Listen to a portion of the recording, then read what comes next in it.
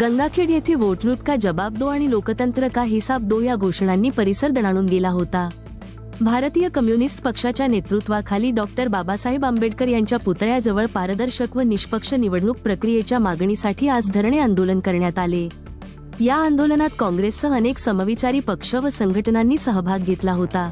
राहुल गांधी यांनी मतदार यादीतील अनियमिततेवर केलेल्या आरोपांची सखोल चौकशी, इलेक्ट्रॉनिक रीडेबल मतदार यादी उपलब्ध करून देणे, ईव्हीएम ऐवजी मतपत्रिकेचा वापर आणि निवडणूक आयुक्त कायद्यात सुधारणा अशा 7 ठोस मागण्यांचे निवेदन तहसीलदारांना देण्यात आले।